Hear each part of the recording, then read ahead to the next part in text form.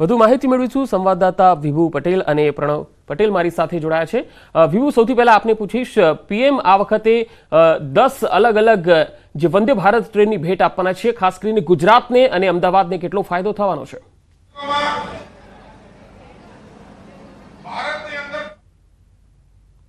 पंकज, आज वंदे भारत ट्रेन है वडाप्रधान नरेन्द्र मोदी है लीली झंडी आपशे एटले के वधु एक वंदे भारत ट्रेन है दौड़ावाना है। आपने आ ट्रेन है ते बताववा मांगीश के जे ट्रेन नो कलर है खास करीने ऑरेंज कलर राखवामां आव्यो छे, एटले के पहला जे वंदे भारत हती ते व्हाइट कलर नी हती। आ जे वंदे भारत है ट्रेन ते ऑरेंज कलर और ब्लेक कलर में राखवामां आवी छे। अंदरनी सुविधा पण बताववा मांगीश के हवे फायदोनी वात करीए। अमदावाद अने मुंबई आ बे शहरो एवा छे के आर्थिक राजधानी बनी रह्या छे अने लोकोनी पण अवरजवर खूब ज मोटी संख्यामां थती होय छे। लोको मीटिंगो माटे जता होय छे त्यारे समय बचे अने ओछा समयमां झड़पथी एक शहेरथी बीजा शहेर पहोंची जाय ते माटे वंदे भारत ट्रेन छे ते दौड़ाववामां आवी रही छे। वधु एक आज वंदे भारत ट्रेन छे ते अमदावादथी मुंबई वच्चे दौड़ाववानी छे। वडाप्रधान नरेन्द्र मोदी छे લીલી ઝંડી બતાવશે। આ ટ્રેનમાં તમામ પ્રકારની સુવિધાઓ રાખવામાં આવી છે, એટલે કે સુરક્ષા માટે સીસીટીવી રાખવામાં આવ્યા છે। સાથે જ આ જે ટ્રેન છે તેના દરવાજા છે તે ઓટોમેટિક છે, એટલે કે જ્યાં સ્ટેશન હોય આવે છે એ સ્ટેશન ઉપર જ આ દરવાજા છે તે ઓપન થાય છે। સાથે જ આરામદાયક સીટની વ્યવસ્થા છે તે કરવામાં આવી છે, એટલે કે ખૂબ સારી સુવિધાઓ સાથે આ ટ્રેન છે તે દોડી રહી છે અને તેના કારણે લોકોને એ ફાયદો થાય છે કે ખાસ કરીને સમય સૌથી વધારે બચે છે। બીજી વાત એ છે કે અત્યારે વડાપ્રધાન નરેન્દ્ર મોદી છે એ ડીએફસીમાં જવાના છે, એટલે કે ડીએફસીનો એક કંટ્રોલ પ્રોજેક્ટ છે કે જ્યાં જવાના છે અને ડીએફસીના કારણે એક ફાયદો એ થશે કે જે એક ટ્રેક ઉપર બે ટ્રેનો દોડતી હતી, એટલે કે માલગાડી અને પેસેન્જર ટ્રેન, આ બંને ટ્રેનો દોડવાના કારણે જે પેસેન્જર ટ્રેનો હોય છે તેને કલાક એક વચ્ચે ઊભું રહેવું પડતું હતું અને તેના કારણે લોકોને કલાકોનો સમય છે તે બગડતો હતો। એટલે કે એ માટે હવે બંને અલગ અલગ ટ્રેક ઉપર દોડી રહી છે અને ફાયદો એ થાય છે કે પેસેન્જર ટ્રેનોને કલાક સુધી ત્યાં ઊભું નથી રહેવું પડતું। આ ખૂબ જ મોટી ફાયદો છે। સાથે સાથે રેલવેની કાયા પલટ થઈ રહી છે, વર્લ્ડ ક્લાસ રેલવે સ્ટેશનો બની રહ્યા છે અને વધુમાં વધુ વંદે ભારત ટ્રેન દોડે તે માટેના પ્રયાસ રેલવે દ્વારા કરવામાં આવી રહ્યા છે। જી વિભુ, હું આપની પાસે આવીશ, આપ મારી સાથે જોડાયેલા રહેશો। પ્રણવ, આપની પાસે આવીશ। ગાંધી આશ્રમના રીડેવલપમેન્ટ પ્રોજેક્ટનો આજે શુભારંભ પીએમ કરાવવા જઈ રહ્યા છે, ત્યારે કઈ રીતે આખો આ પ્રોજેક્ટ હશે અને કેટલો ખાસ છે આ પ્રોજેક્ટ?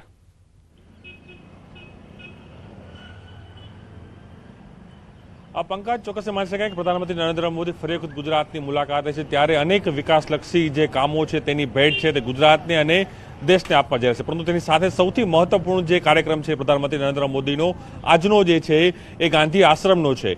એ ગાંધી આશ્રમ એ કે સાબરમતી નદીના કિનારે આવેલું આ સાબરમતી આશ્રમ મહાત્મા ગાંધીનું જે સ્વતંત્ર જે કહી શકાય કે તેનું ચળવળનું એક મુખ્ય કેન્દ્ર રહ્યું હતું અને મહાત્મા ગાંધી અહીંથી જે ચળવળો કરી હતી તેને લઈને જ તેનું મહત્વ પણ માત્ર ભારત નહીં પરંતુ સમગ્ર વિશ્વની અંદર છે। ત્યારે ગાંધી આશ્રમ છે એ વિશ્વ ફલક સુધી પહોંચે તેને લઈને જ પ્રધાનમંત્રી નરેન્દ્ર મોદી તેને લઈને જ તેઓ અહીં આવી રહ્યા છે અને આશ્રમ ભૂમિ વંદના કાર્યક્રમ છે તે તેઓ આયોજિત કરી રહ્યા છે। હું આપણે દ્રશ્યો બતાવીશ, જે મુખ્ય જે ગાંધી આશ્રમની બહારના હું આપણે દ્રશ્યો બતાવી રહ્યો છું કે આ ગાંધી આશ્રમ છે સવારના 10 કલાકે પ્રધાનમંત્રી નરેન્દ્ર મોદી અહીં ગાંધી આશ્રમ ખાતે પહોંચશે।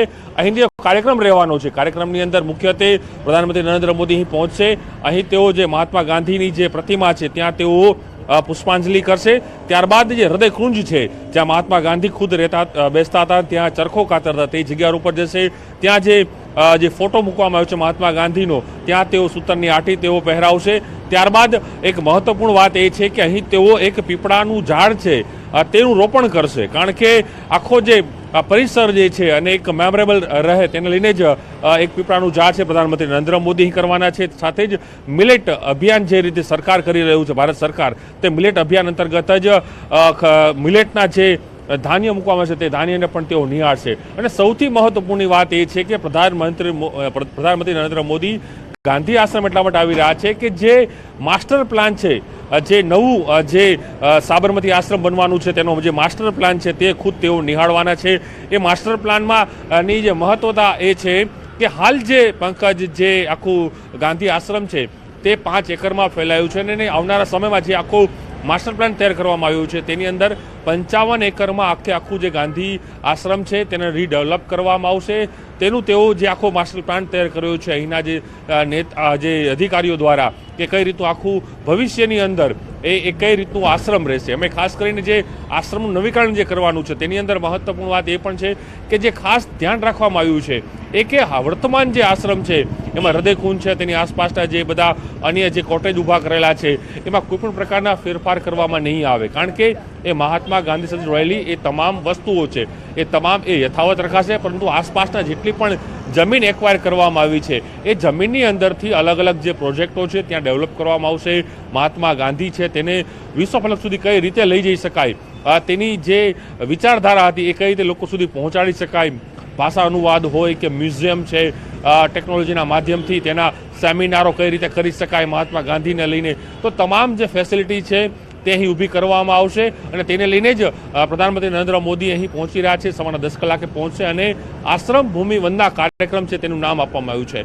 કોઈ પણ પ્રકારનું શિલાન્યાસ ભૂમિપૂજન પ્રધાનમંત્રી નરેન્દ્ર મોદી નહીં કરે, પરંતુ માત્ર અહીં આવશે, તેઓ આખો માસ્ટર પ્લાન જોશે અને માસ્ટર પ્લાનની જોઈને ત્યારબાદ લેવો લીલી ઝંડી છે તે માસ્ટર પ્લાનને આપી દેશે. એટલે આવનારા સમયની અંદર એ આખી જે કામગીરી છે તે શરૂ થઈ જશે. એટલે 5 એકરનું જે ગાંધી આશ્રમ છે આવનારા સમયની અંદર એ આખું 55 એકરમાં ફેલાશે. આમ તો મૂળ જે ગાંધી આશ્રમ છે એ 322 એકરમાં ફેલાયું હતું, પરંતુ સમયાંતરે તેની અંદર અન્ય જે પણ અહીંના જે ગાંધી વિચારકો હતા તે લોકો રહી રહ્યા હતા, તેના અનેક પેઢીઓ અહીં રહી હતી, પરંતુ તે લોકોને પણ અલગથી મકાનો ફાળી દેવામાં આવ્યા છે, અલગથી વ્યવસ્થા કરી દેવામાં આવી છે. અને હવે તમામ જે આસપાસની જગ્યા છે તે એક્વાયર કરવામાં આવશે અને આખું ડેવલપ કરવામાં આવશે. એટલે કદાચ વિશ્વ કક્ષાનું અને પ્રધાનમંત્રી નરેન્દ્ર મોદીનું એક સ્વપ્ન હતું, જે રીતે તેઓએ સ્ટેચ્યુ ઓફ યુનિટી બનાવ્યું, સરદાર પટેલને એક મોટું સ્થાન મળ્યું, એ જ રીતે મહાત્મા ગાંધી જે છે તે એક આદર્શ માનવામાં આવે છે. ત્યારે તે મહાત્મા ગાંધીને નું પણ જે આખું જે ડેવલપ છે, જે સાબરમતી આશ્રમ છે, તેને વિશ્વ કક્ષાએ વિશ્વ ફલક ઉપર કઈ રીતે લઈ જઈ શકાય, વિશ્વના લોકો પણ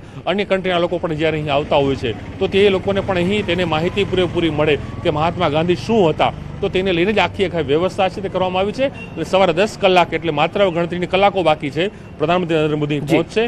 આખો જે કાર્યક્રમની રૂપરેખા છે એ આખી રહેશે અને ત્યારબાદ તેઓ ફરી રાજસ્થાન જવા માટે આખી જે એક સભા છે. જી પ્રણવ, આપણી પાસે આવી સાહેબ મારી સાથે જોડાયેલા રહેશો.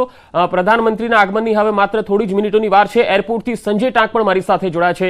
સંજય, એરપોર્ટ પર શું ગતિવિધિ હાલ ચાલી રહી છે? કયા કયા આગેવાનો પહોંચ્યા છે? પંકજ, હું સીધા દ્રશ્ય આપને અમદાવાદ એરપોર્ટના બતાવવાનો પ્રયાસ કરીશ. આપ જે આ દ્રશ્ય જોઈ શકો છો કે પ્રધાનમંત્રી નરેન્દ્ર મોદી આજે જે ગુજરાતની ટૂંકી મુલાકાતે છે અને ખાસ કરીને ગાંધી આશ્રમના પુનઃનિર્માણ જે છે તે પ્રારંભ કરાવવાના છે. સીધા દ્રશ્ય આપ જોઈ શકો છો કે પ્રધાનમંત્રી નરેન્દ્ર મોદી હવે એરપોર્ટથી રવાના થઈ ચૂક્યા છે અને સીધા તેઓ સાબરમતી ડી કેબિન જે છે ત્યાં પહોંચશે અને 85,000 કરોડથી વધુના જે રેલ પ્રોજેક્ટના ખાતમુહૂર્ત અને લોકાર્પણ જે છે તેઓ કરાવવાના છે.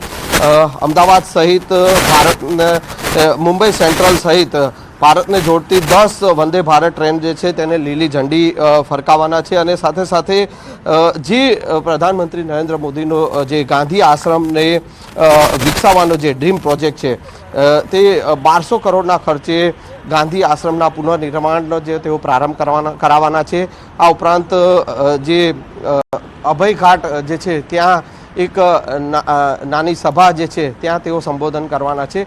જે પ્રધાનમંત્રી નરેન્દ્ર મોદી હવે અહીંયાથી અમદાવાદ એરપોર્ટથી રવાના થઈ ચૂક્યા છે અને તેમને રિસીવ કરવા માટે મુખ્યમંત્રી ભૂપેન્દ્ર પટેલ, રાજ્યપાલ સહિત જે આગેવાનો જે છે તેઓ અહીંયા પહોંચ્યા હતા.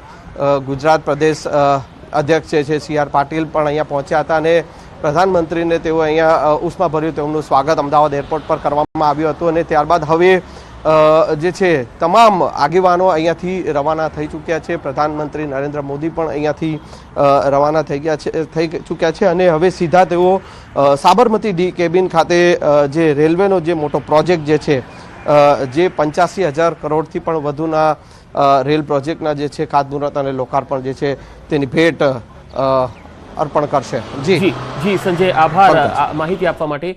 તો હાલ પ્રધાનમંત્રીનો કાફલો જે છે એ અમદાવાદ ખાતે આવી પહોંચ્યો છે અને અહીંથી તેઓ હવે DFCના ઓપરેશન કંટ્રોલ સેન્ટરની મુલાકાતે પહોંચશે અને ત્યારબાદ કરોડોના વિકાસ કાર્યોની પણ ભેટ આપશે.